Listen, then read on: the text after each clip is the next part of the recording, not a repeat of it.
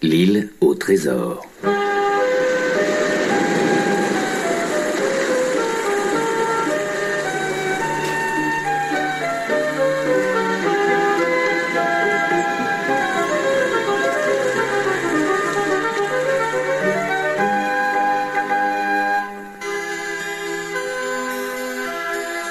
Bonjour, je vais vous raconter la fabuleuse histoire de Jim Hawkins. Ce jeune garçon habitait dans les années 1800 à l'auberge de l'amiral Benbow, située au bord de la mer en Angleterre, jusqu'au jour où... Mais écoutez plutôt ce qui lui est arrivé. Comme tous les soirs avant de se coucher, Jim a une mission, essuyer les tables de l'auberge. Il s'apprête à nettoyer la dernière quand un coup de bâton résonne à la porte. Aussitôt son père lance d'une voix grave. On arrive, on arrive. Puis il donne vite un tour de clé et ouvre la porte sur un vieux marin au visage couvert de cicatrices. En le voyant, Jim a un léger frisson. Il n'a jamais vu un homme aussi costaud et aux ongles aussi noirs. D'un pas assuré, l'homme s'installe à la première table et pose à ses côtés un curieux coffre de marin. Il commande un verre de rhum et entame la conversation avec l'aubergiste. C'est tranquille ici, et bien placé. Mais dites-moi, camarade, vous avez beaucoup de clientèle? Pas assez à mon goût, hélas. Tant mieux. Je vais pouvoir y rester un moment. Vous inquiétez pas, je suis pas difficile. Du rhum et des aulards feront l'affaire. Et cette falaise tombe à pic pour surveiller les bateaux. Au fait, appelez-moi capitaine. Tous les jours, c'est le même scénario. À peine levé, le capitaine enfile son habit bleu et monte sur les falaises. Là, il ajuste sa longue vue de cuivre et inspecte l'horizon. Puis de retour à l'auberge, inquiet, il pose toujours la même question à Jim. As-tu vu un marin avec une jambe de bois? Si c'est le cas, préviens-moi tout de suite, tu m'entends? Tout de suite. Ivre un soir sur deux, le vieil homme fait trembler les murs de l'auberge quand il entonne d'étranges chansons comme celle-ci. Nous étions 15 matelots sur le coffre du mort, yo ho ho. Et une bouteille de rhum, la boisson, et le diable se sont chargés des autres, yo ho ho. Et une bouteille de rhum.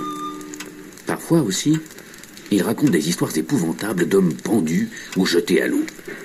Des histoires de violentes tempêtes où il a combattu aux côtés du capitaine Flint, qui était, paraît-il, le plus sanguinaire des pirates. En tout cas, quand le matelot se met dans ces états, personne à l'auberge ne pipe mot. Excepté le docteur Livesey qui lui ordonne. Silence, monsieur. Vous embêtez tout le monde. Offusqué, le capitaine rétorque. C'est à moi que ce discours s'adresse. Parfaitement. Et si vous continuez à boire comme ça, le monde sera bien débarrassé. Hors de lui, le capitaine se lève et brandit son couteau. Mais heureusement, le docteur a le bon réflexe. Si vous ne rangez pas cette arme dans votre poche, je vous ferai prendre. Le bec cloué, le capitaine monte en titubant dans sa chambre. Son travail terminé, Jim aime beaucoup s'asseoir sur le seuil de l'auberge pour écouter la mer. Mais un jour, il entend de curieux coups de bâton frapper le sol. Il lève alors le nez et aperçoit un vieil homme voûté, appuyé à une canne et habillé comme un mendiant. S'il vous plaît, y a-t-il quelqu'un pour indiquer sa route à un pauvre aveugle? Je cherche l'auberge Amiral Benbow. D'un bond, Jim s'approche du vieillard et lui offre son bras. « Entrez, monsieur, c'est ici. » Mène-moi vite au capitaine, petit. J'ai quelque chose à lui remettre. Jim n'a jamais entendu une voix aussi métallique et se met à frissonner en voyant l'aveugle esquisser un horrible rictus. Intimidé, il explique d'une voix chevrotante. « Pouvez-vous attendre un peu? Le capitaine n'est pas en état de parler. » Je n'en ai pas pour longtemps, jeune homme. Je te répète encore une fois, mène-moi auprès de lui. Jim s'exécute et conduit l'aveugle à la table du capitaine, à qui aussitôt le mendiant glisse dans la main gauche un étrange papier taché de noir. Encore dans le brouillard, le capitaine le déplie, puis le lit à voix basse. Vous avez jusqu'à 10 heures ce soir. Tout à coup effrayé, le vieux marin murmure. La tache noire, mille tonnerres. Après ce délai, ils me tueront. Il faut que je parte d'ici. Mais en se levant, le capitaine est pris d'un terrible vertige. Il porte la main à sa gorge, vacille un instant et s'affaisse, raide mort, sur le sol.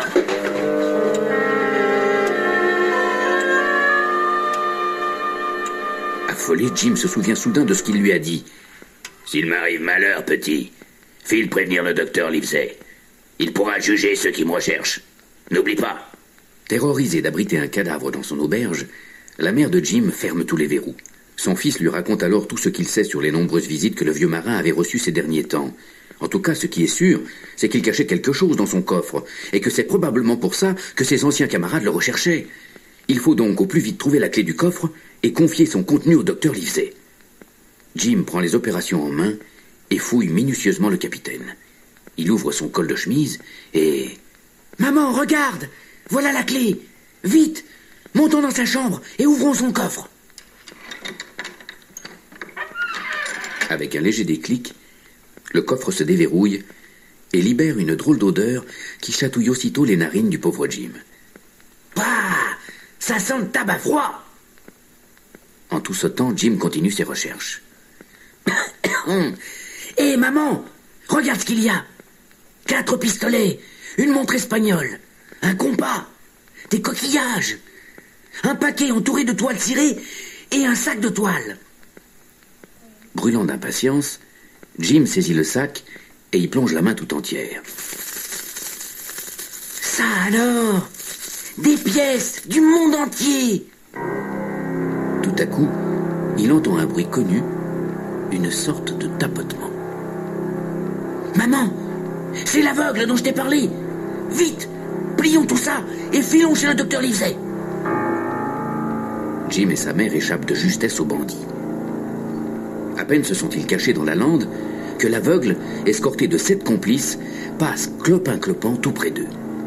Mais arrivé devant l'auberge, l'aveugle se met à hurler. « Enfoncez la porte !» Quelques minutes plus tard, en voyant le corps du capitaine, un des brigands s'écrie en tremblant. « Bill est mort !» Sans sourciller, l'aveugle continue à vociférer. « Que l'un de vous le fouille, tas de fainéants, et que les autres montent chercher le coffre. Et grouillez-vous !» Seulement voilà, Jim a déjà emporté le contenu du coffre, et les brigands repartent bredouille. Tout danger écarté, Jim court frapper à la porte du docteur Livesey. « Oh, bonjour, Jim. Quel bon vent vous amène. Mais d'abord, laissez-moi vous présenter mon ami, le chevalier Trelawney. » Jim est un peu intimidé, mais quand il raconte son histoire, le docteur Livesey et son ami sont complètement captivés. Le récit terminé, le docteur s'empresse de lui dire. « Ainsi donc, Jim, vous avez l'objet que ces bandits recherchaient, n'est-ce pas ?»« Le voici, monsieur. » Le docteur tourne le paquet de toile cirée dans tous les sens, puis coupe les fils pour voir ce qu'il contient. C'est un cahier au nom du capitaine Flint et un pli cacheté. Sur le cahier, des dates, des noms de lieux et des colonnes de chiffres sont griffonnées. Intrigué, Livesey se gratte le menton. « Je n'y comprends rien. Cela n'a ni queue ni tête. » Le chevalier, lui, ne partage pas cet avis. « C'est pourtant clair. Nous avons en main le livre de compte de ce satané Flint. Ces croix représentent des vaisseaux coulés et des sommes d'argent volées. Bon, voyons maintenant le pli cacheté. » Avec 1000 précautions, le chevalier défait le pli et lance tout excité. « C'est la carte d'une île, regardez. Il y a toutes les indications pour la trouver et des conseils pour ne pas s'y échouer. Fantastique. Il y a aussi 3 croix à l'encre rouge et il est marqué « La plus grande partie du trésor se trouve ici. » Le chevalier retourne fébrilement la carte et lit tout aussi ému « Grand arbre, contrefort du télescope, à l'extrémité nord de la baie Nord. » Ébahi, le chevalier repose la carte sur la table, réfléchit un court instant puis s'exclame. « Livesey, vous allez abandonner tout de suite vos misérables patients. Demain, je pars pour Bristol, et en 2 semaines, croyez-moi, nous aurons le meilleur bateau d'Angleterre et un équipage d'élite. Jim, vous partez avec nous. Vous serez notre petit mousse. Quant à moi, je serai votre amiral. Pas d'objection, docteur ? Si, et une de taille, Trelawney. Vous êtes un grand bavard, et vous savez comme moi que les bandits feront tout pour avoir cette carte entre les mains. Alors, motus. Livesey, Je serai une tombe. En quelques heures, le chevalier boucle ses valises et file à Bristol pour chercher un bateau capable d'affronter toutes les mers. Mais trouver un équipage lui demande plus de temps que prévu, et c'est seulement un bon mois plus tard qu'il demande à Jim et au docteur Livesey de le rejoindre. Impatient de courir les mers et de chercher un trésor, Jim file à l'auberge embrasser sa mère, puis monte dans la première voiture postale, direction Bristol.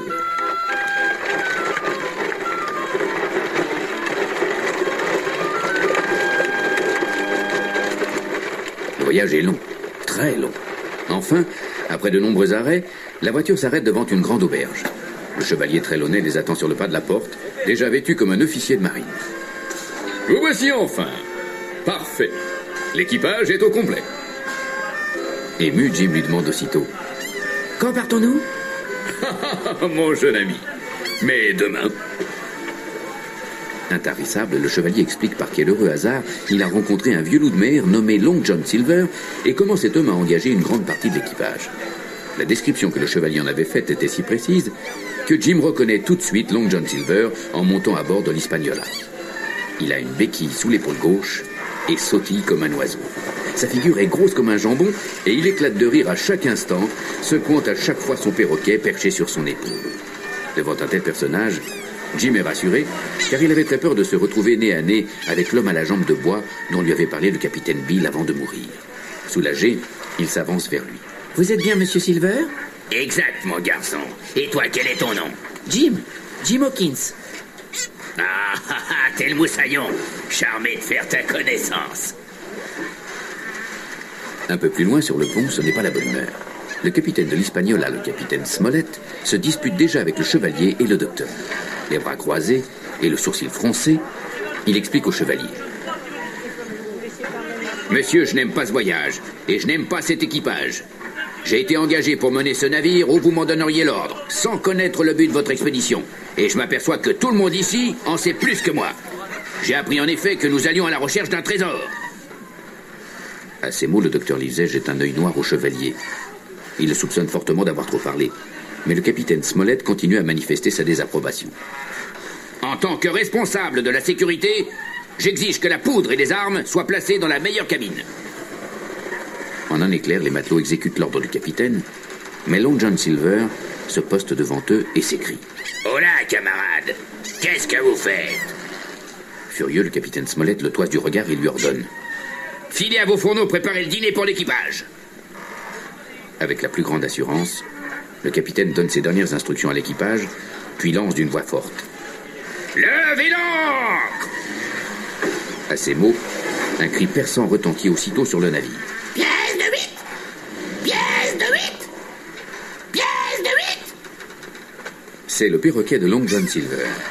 Il a appartenu à un terrible pirate et navigué sur toutes les mers du monde. Il a été repêché d'un bateau naufragé où il avait appris à dire pièce de 8.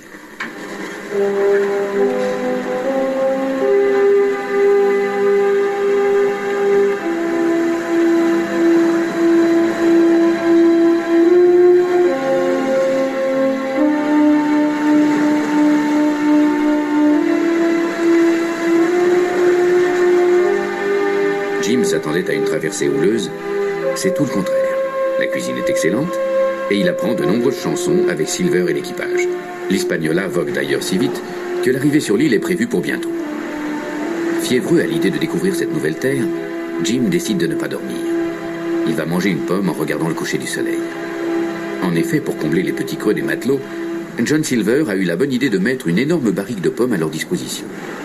Mais quand Jim s'approche pour en prendre une, il doit plonger dans la barrique car elle est presque vide. Installé à l'intérieur, Jim croque son fruit à pleines dents quand il sent quelqu'un s'adosser au tonneau. Soudain, il entend une voix familière. Savez-vous où est la carte? Non, John, mais tu connais l'endroit comme ta poche. Oui, mais je ne sais pas où Flint a caché son trésor. Il ne me disait pas tout quand je naviguais avec lui. Jim est effrayé par ce qu'il vient d'entendre. Ainsi, Long John Silver est un traître, un pirate. Et les hommes d'équipage qu'il a engagés ne sont que des complices. Sans faire le moindre bruit, il écoute attentivement la suite. Écoutez, les gars. Nous devons attendre que le chevalier et le docteur aient trouvé le trésor et les rapporter à bord. La prudence voudrait aussi que l'excellent navigateur Smollett nous mette sur le chemin du retour. Mais je sais que vous voulez en finir au plus vite. Aussi, nous les tuerons tous sur l'île. Le complot mis au point, Long John Silver et ses complices regagnent discrètement leur poste. Jim, lui, court prévenir ses amis. Docteur, chevalier, capitaine, j'ai une affreuse nouvelle à vous annoncer. Encore sous le choc, Jim raconte tout d'une voix saccadée. Le visage blême, le chevalier prend la parole. Eh bien, capitaine, vous aviez raison de vous méfier de cet équipage. J'ai eu tort. J'attends vos instructions. Bien. Premier point, nous ne pouvons pas revenir en arrière, ça déclencherait la révolte. Deuxième point, nous avons du temps devant nous. Du moins jusqu'à la découverte du trésor. Troisième point, les matelots qui n'ont pas été engagés par John Silver nous sont fidèles. Enfin, nous pouvons compter sur Jim, qui a la confiance de ce brigand. Jim sait que sa tâche sera dure. Il doit faire comme si de rien n'était devant Long John Silver. Et les matelots fidèles et ses amis ne sont que 7 contre 19 pirates, prêts à tout. Le lendemain matin, l'île dévoile enfin ses bouquets de peuple. À bord de l'Hispaniola, la tension est à son comble. Devant l'impatience de ses hommes, Long John Silver leur chuchote. Doucement, les gars. Vous l'aurez, votre or. Mais il nous faut d'abord la carte. Et pour ça, laissez-moi faire. De son côté, le capitaine Smollett se rend compte qu'il faut agir avec prudence. Il explique à ses amis. Autorisons les hommes à descendre à terre. Pendant ce temps, nous nous rendrons maîtres du bateau. Le capitaine s'arrête un instant, puis reprend d'une voix sombre. Chevalier, mettez tous les hommes sûrs dans la confidence et donnez un pistolet à chacun d'eux. Quant à moi, je monte sur le pont, parler au reste de l'équipage. Puis, avec le plus grand sang-froid, il s'adresse aux marins. Matelots, la journée a été rude. Nous sommes tous fatigués et de mauvaise humeur. Un tour à terre nous fera du bien. Que ceux qui désirent y aller prennent des canots. Je tirerai un coup de canon 1 heure avant le coucher du soleil. À ce signal, tout le monde sur le pont. En poussant des cris de joie, les marins prennent d'assaut les canots. Hélas, Silver laisse 6 hommes à bord, ce qui empêche le capitaine Smollett et ses amis d'être maîtres du bateau. Jim, lui, ne peut résister davantage. Il saute à son tour dans un canot. Le pied tout juste posé à terre, Jim court explorer l'île inhabitée. Tout à coup, alors qu'il déguste un fruit inconnu, il entend Long John Silver et sa bande se disputer avec d'autres matelots. Puis des lames de couteau se mettent à briller, et dans un cri rauque, les quelques marins honnêtes s'effondrent sous ses yeux. Terrorisé, Jim court à perdre haleine à travers la forêt quand une forme velue bondit derrière le tronc d'un pin. Le cœur battant, Jim sort alors son pistolet et avance à pas de loup vers cette curieuse créature. Quelques secondes plus tard, un homme vêtu de vieille toile à voile et au visage brûlé par le soleil le fixe de ses yeux turquoises. Rassemblant son courage, le jeune mouche lui demande. « Qui êtes-vous » ? « Ben Gunn, petit. Pardonne ma voix, oui, mais je n'ai parlé à personne depuis 3 ans. » « 3 ans ? Vous avez fait naufrage ?»« Non, on m'a abandonné. J'ai survécu grâce à de la viande de chèvre, des fruits et des coquillages. Mais je rêve de croquer un bout de fromage. » « Quand je pourrai remonter à bord, je vous promets de vous en donner. » Rassuré, Jim raconte alors toute son histoire, puis écoute le vieil homme lui relater la sienne. « J'étais sur le bateau de Flint quand il a enterré son trésor. Il était parti sur cette île avec 6 marins, mais quand il est revenu à bord, il était seul. Il les avait tous tués. Et il a refusé de dire à John Silver, son quartier-maître, où il avait caché le trésor. » Essoufflé, le vieux marin s'arrête un instant, puis reprend. 3 ans après, j'étais sur un autre bateau quand nous sommes passés en vue de l'île. J'ai parlé alors du trésor à mes compagnons et on a décidé de le chercher. Mais au bout de 12 jours, on n'avait toujours rien trouvé. Et ils étaient si furieux qu'ils m'ont abandonné ici.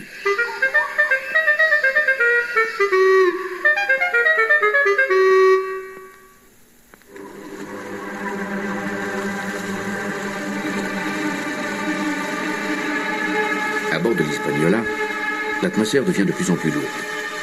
Les 6 hommes de Long John Silver surveillent les moindres gestes du capitaine Smollett. Inquiet de ne pas voir Jim revenir, le docteur Livesey s'adresse à un matelot fidèle. Détachez un canot, nous allons faire un tour sur cette île et tenter de retrouver mon jeune ami. Avant d'embarquer, le docteur jette un œil sur la carte afin de bien repérer le fort que Flint avait construit du temps de son expédition. Après quelques détours, les 2 hommes trouvent enfin la cabane en bois. Fantastique! Une source d'eau douce coule à l'intérieur. Tout excité, le docteur chuchote au matelot. Vous vous rendez compte, mon ami? Cette eau est notre providence. Il faut absolument organiser notre camp ici si nous ne voulons pas mourir de soif à bord. Retournons vite au bateau chercher le reste de la troupe et faisons le plein de provisions. À la barbe des bandits censés surveiller le navire, des kilos de lard et une grande quantité de fusils sont discrètement embarqués. Mais au moment où le frêle équipage approche de l'île, un boulet de canon transperce le canot, emportant une partie des provisions et des munitions au fond de l'eau. L'équipage, lui, l'a échappé belle. Il n'y a pas un blessé. Alertés par le bruit, Silver et sa bande se lancent immédiatement à leur poursuite. Leurs balles sifflent dans tous les sens et à quelques mètres du fort, un matelot s'écroule, touché en plein cœur. Le capitaine s'écrie alors. « Chargez tous vos fusils et tirez !»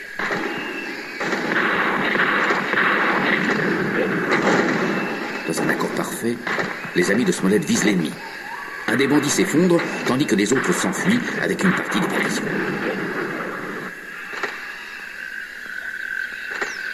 Le calme revenu dans la cabane de bois, le capitaine sort son journal de bord. Il le griffonne nerveusement quand une voix lointaine l'appelle. La reconnaissant tout de suite, le docteur bondit à la porte et s'exclame. « C'est Jim! Il dévale la colline !» En quelques foulées, Jim arrive au fort et est accueilli à bras ouverts. Heureux d'avoir retrouvé son mousse, le capitaine sort un peu d'eau de vie. « À ta santé, petit !» D'un seul trait, Jim raconte l'incroyable histoire de Ben Gunn, mais soucieux, le capitaine l'interrompt. « Nos provisions sont bien trop maigres.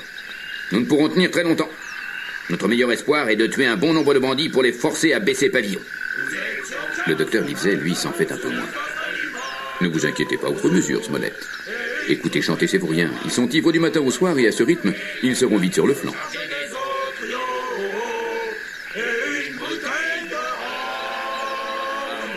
Rassuré par ces bonnes paroles, Jim s'endort comme une souche. Le lendemain matin, il est réveillé par un cri. Long John Silver en personne agite un linge blanc à la palissade du fort. « J'aimerais parler au capitaine Smollett. » Armé d'un pistolet et l'œil méfiant, le capitaine sort de la cabane et s'entretient avec le chef des pirates. « Que voulez-vous ?»« Je suis venu pour trouver un accord avec vous.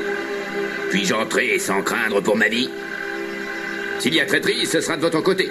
Et nous n'hésiterons pas à tirer. » Satisfait, Silver enjambe la palissade avec une adresse étonnante et propose au capitaine. « Tout ce que nous voulons, c'est le trésor. Donnez-nous la carte et vous aurez la vie sauve. Une fois le trésor embarqué, vous aurez le choix entre venir avec nous, et je vous promets de vous déposer où vous voudrez à terre, ou bien rester ici, et nous vous donnerons la moitié de nos provisions. Dans ce cas-là, je m'engage à prévenir le premier bateau que je rencontrerai pour qu'il vienne vous chercher. » Le capitaine se lève, tire une bouffée de sa pipe et répond. « Écoutez-moi bien. Si vous venez ici, un par un et sans armes, je m'engage à vous mettre tous au fer et à vous ramener en Angleterre pour y être jugé. Sinon, je vous envoie tous au diable. Vous ne pouvez pas trouver le trésor, et pas un parmi vous n'est capable de manœuvrer le navire. Enfin, sachez que si je vous revois, je vous mettrai une balle dans le dos.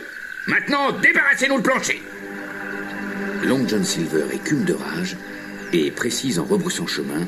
« Avant 1 heure, je vous aurais tous fait flamber comme un punch au rhum. » Smollett prend ses menaces très au sérieux. Avec méthode et sang-froid, il prépare ses amis à l'attaque. « Éteignez le feu, entassez le bois pour en faire des tables, et mettez-y tous vos fusils et munitions. N'oubliez pas non plus les couteaux. » Puis, après avoir fait un rapide plan de bataille dans sa tête, il distribue les rôles à chacun. « Docteur, vous occuperez la porte. Hunter, prenez le côté est. Joyce, restez à l'ouest. Vous, chevalier, vous êtes le meilleur tireur. Vous couvrirez le nord avec Gray. Quant à Jim et moi, nous rechargerons vos fusils. Il était temps. Les assaillants surgissent déjà du haut de la palissade. La bataille fait rage. 2 bandits sont tués. Hunter et Joyce tombent à leur tour et le capitaine Smollett est gravement blessé. Ivres de colère, le docteur et le chevalier font feu sur tous les autres agresseurs, mais 9 d'entre eux réussissent à s'enfuir. Le combat terminé, le docteur soigne immédiatement le capitaine. Vous guérirez, mais à condition de rester des semaines sans marcher, sans remuer le bras et surtout, sans vous fatiguer en parlant. Malgré ses douleurs, le capitaine esquisse un sourire et soupire. Nous sommes 5 contre 9 à présent. Nos chances augmentent. Après le repas et une brève réunion, le docteur Livesey met la carte de l'île dans sa poche, s'arme d'un pistolet et d'un couteau, puis saisit un bon morceau de fromage. Bien, je vais rendre visite à ce fameux Ben Gunn. Jim, lui aussi, n'a qu'une envie, quitter ce fort qui sent le cadavre. Sans rien dire à personne, il prend à son tour des armes et s'enfonce dans la nuit. Pendant qu'il marche, une idée lui vient en tête. Il va emprunter le canot que Ben Gunn avait construit et couper les amarres de l'Hispaniola. Ça empêchera les pirates de regagner le bateau pour prendre le large. Après quelques détours, Jim finit par trouver l'endroit où le vieux avait caché son embarcation. C'est une grossière carcasse de bois avec un long bâton en guise de pagaie. Jim parvient néanmoins à ramer jusqu'à l'Hispaniola. Il est en train de couper les cordes quand il entend les voix des 2 gardes s'élever d'une cabine. Ils sont ivres-morts et se battent à coups de bouteille. Après une lutte acharnée, l'un d'eux se tue en tombant sur des débris de verre et l'autre tombe à l'eau, laissant enfin Jim seul à bord. Sans perdre une minute, il conduit le navire vers la baie Nord, à l'abri de tout regard. Quand il regagne le fort, il se met à sourire en pensant à la tête que feront ses amis le lendemain matin, en le voyant encore endormi. Il fait si noir à l'intérieur de la cabane que Jim heurte la jambe d'un dormeur. Tout à coup, un cri strident éclate. Pièce de 8! Pièce de 8! Pièce de 8! Catastrophe! C'est le perroquet de Silver. Aussitôt, la voix de son maître retentit. Qui va là? Jim tente de s'enfuir, mais un pirate le plaque vite contre lui, puis allume une torche. La cabane aussitôt éclairée, le jeune mousse s'aperçoit que ses amis ont disparu et que les bandits se sont emparés du fort. Le sourire au coin des lèvres, Long John Silver déclare. Jim Hawkins.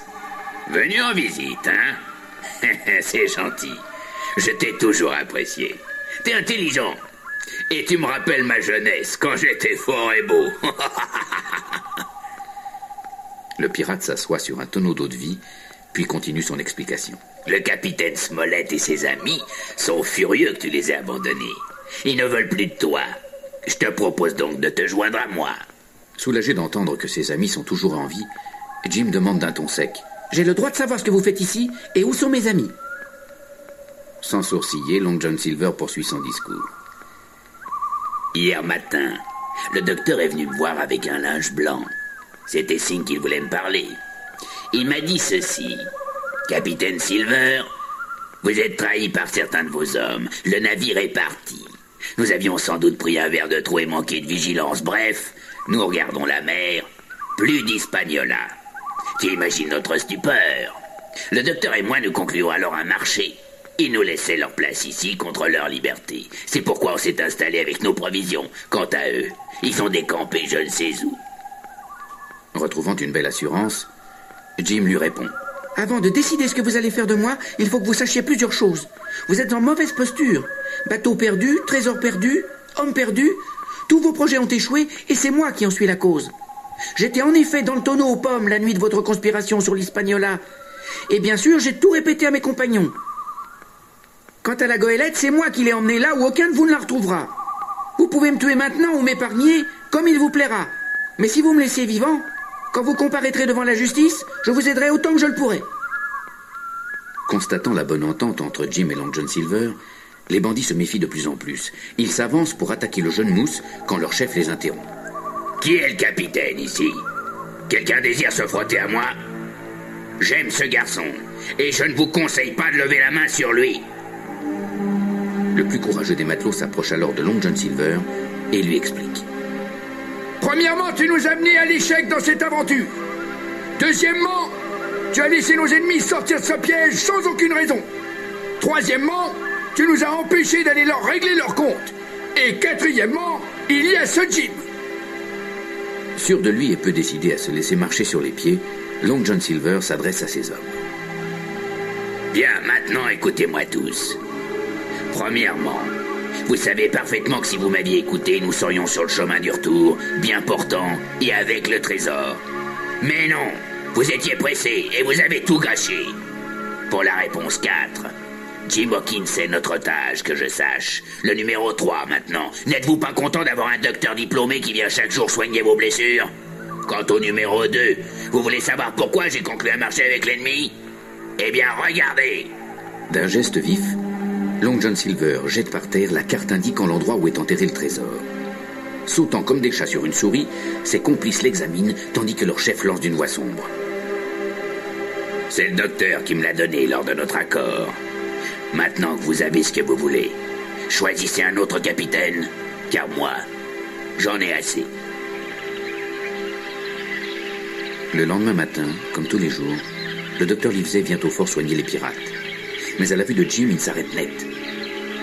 Après quelques minutes, il demande à Silver l'autorisation de parler à l'écart au jeune mousse. Pas très à l'aise, Jim écoute les reproches du docteur. Jim, je n'ai pas le courage de vous gronder, mais je vous fais remarquer que vous n'auriez jamais osé partir si le capitaine avait été bien portant. Vous vous êtes conduit comme un lâche. Ceci étant dit, je ne supporterai pas que ces pirates vous fassent du mal. Sautez par-dessus la palissade et enfuyons-nous. Non, docteur, j'ai donné ma parole à Silver. Mais je vais vous dire où j'ai caché le navire. Le navire, dites-vous? Devant l'air ébahi du docteur, Jim explique tous les exploits qu'il a accomplis. Admiratif, le docteur lance d'un air attendri. C'est toujours vous qui nous sauvez la vie. Pensez-vous que nous allons vous laisser perdre la vôtre? Et ce Ben Gunn que vous avez trouvé, quel phénomène! Leur confidence achevée, le docteur appelle John Silver et lui recommande. Ne vous hâtez pas de trouver le trésor. Étonné, le pirate lui demande. Je n'ai pas le choix. Mes hommes sont trop impatients et s'inquiètent de mes rapports avec Jim. Mais je ne comprends toujours pas pourquoi vous m'avez donné la carte. Je ne peux hélas vous en dire plus, mais soyez sur vos gardes quand vous trouverez le trésor. Et surtout, gardez Jim près de vous. Si vous avez besoin de secours, appelez. Et si nous sortons tous les deux vivants de ce piège, je ferai de mon mieux pour votre défense. Le nez plongé dans la carte, Silver indique le chemin du trésor, mais au bout de quelques kilomètres, une voix aiguë et chevrotante se met à chanter. Vous êtes sur 15 au matelot sur le coffre du mort. Oh, oh, oh. Et une bouteille de rhum. Effrayés, les pirates s'écrient. Fleet, c'est sa voix, je la reconnais. C'est son fantôme. Long John Silver n'emmène pas large lui non plus, mais tente de le cacher. Ne vous faites pas de bile, les gars. Je n'ai jamais eu peur de Flynn quand il était vivant, et à l'heure qu'il est, c'est juste un tas d'os. Mais je connais cette voix. Mille tonnerres. C'est celle de Ben Gunn, j'en suis sûr. Rassurés, les pirates reprennent la route. Mais arrivés à une dizaine de mètres de l'endroit indiqué, ils s'arrêtent net. Un grand trou a déjà été fait, et un manche de pioche traîne à côté de caisses vides. C'est clair, le trésor a été trouvé par quelqu'un d'autre. Profitant de la surprise de ses hommes, Silver passe vite un pistolet à Jim et lui dit « Prends ça et défends-toi ». Puis il va tranquillement de l'autre côté du trou et lance à ses hommes d'un air méprisant. « Continuez à fouiller, les gars. Vous trouverez certainement des truffes pour les cochons. » Les pirates ont assez de se faire insulter et n'ont plus confiance en leur chef. L'un d'eux crie à ses camarades « Silver a tout manigancé. Regardez, ils sont deux. L'un est un vieil estropié qui nous a trompés, et l'autre un sale gamin. Attaquons-les !»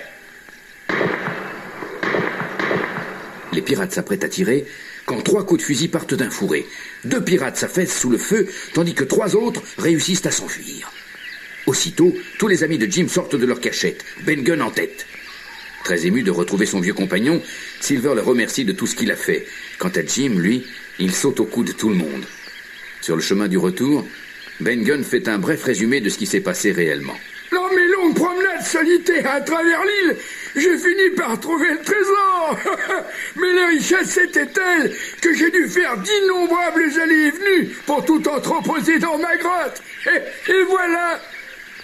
L'œil malicieux, et tout en mâchonnant son tuyau de pipe, le docteur ajoute: ce que Ben oublie de vous dire, c'est qu'il a aussi rempli sa caverne de délicieuses viandes de chèvre salées et qu'il y en avait assez pour tout un régiment.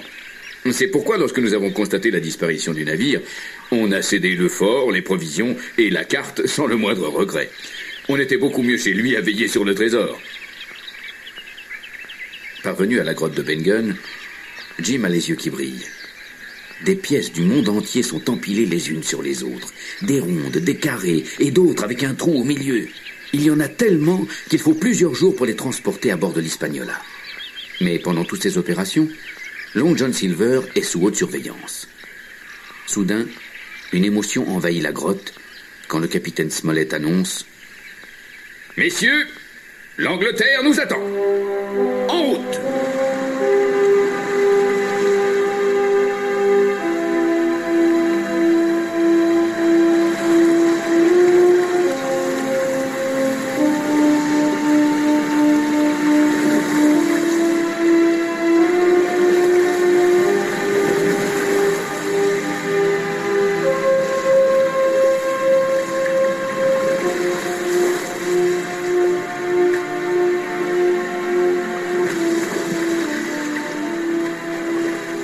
Malgré un équipage réduit, l'Hispaniola quitte l'île en souplesse et glisse vers le premier port. Pendant que le capitaine Smollett engage de nouveaux matelots, Long John Silver en profite pour s'enfuir avec un sac de pièces. Mais personne à bord ne s'en plaint, bien au contraire. Un peu plus tard, le capitaine Smollett réunit tous ses amis dans sa cabine et leur déclare joyeusement: Messieurs, avant de nous quitter, c'est l'heure de nous partager équitablement le trésor. Voyons, commençons par les pièces rondes.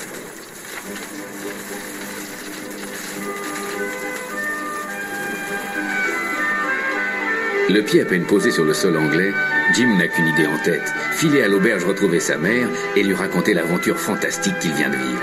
Les retrouvailles sont chaleureuses. Mais ce soir-là, en s'endormant, Jim croit entendre une voix venant du large lui crier: